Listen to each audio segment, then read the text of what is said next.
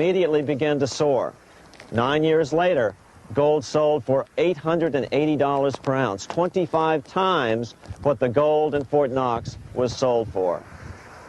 One would think that eventually someone in the government would get wind of what was happening and blow the whistle. The largest fortune in the history of the world stolen. Shades of the old James Bond film, Goldfinger.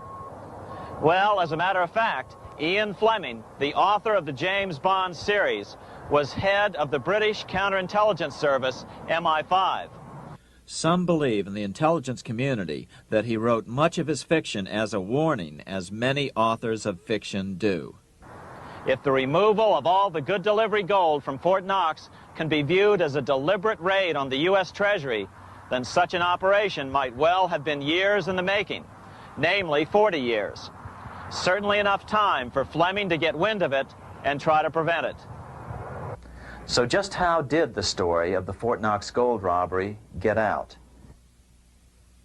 It all started with an article in a New York periodical in 1974. The article charged that the Rockefeller family was manipulating the Federal Reserve to sell off Fort Knox gold at bargain basement prices to anonymous European speculators. 3 days later, the anonymous source of the story, Louise Auchincloss Boyer, mysteriously fell to her death from the window of her 10th floor apartment in New York. How would Mrs. Boyer have known of the Rockefeller connection to the Fort Knox gold heist? She was the longtime secretary of Nelson Rockefeller. For the next 14 years, this man, Ed Durrell, a wealthy Ohio industrialist, devoted himself to a quest for the truth concerning the Fort Knox gold.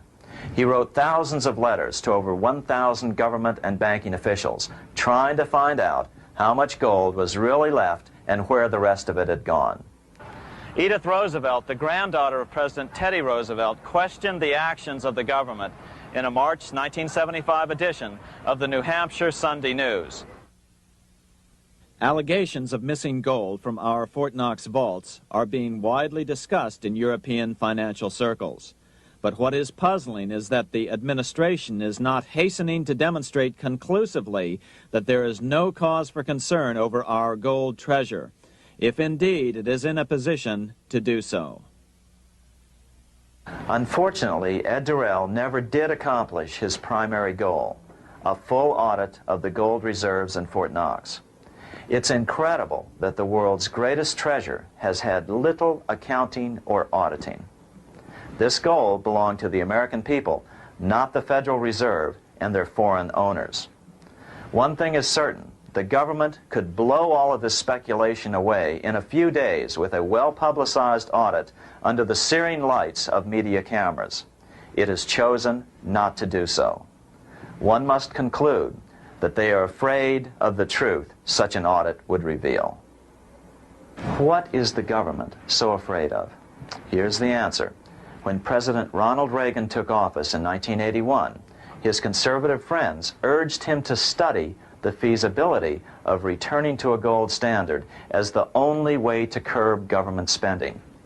It sounded like a reasonable alternative, so President Reagan appointed a group of men called the Gold Commission to study the situation and report back to Congress.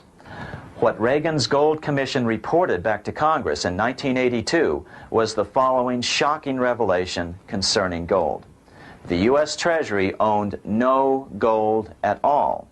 All the gold that was left in Fort Knox was now owned by the Federal Reserve, a group of private bankers, as collateral against the national debt. The truth of the matter is that never before has so much money been stolen from the hands of the general public and put into the hands of a small group of private investors, the money changers.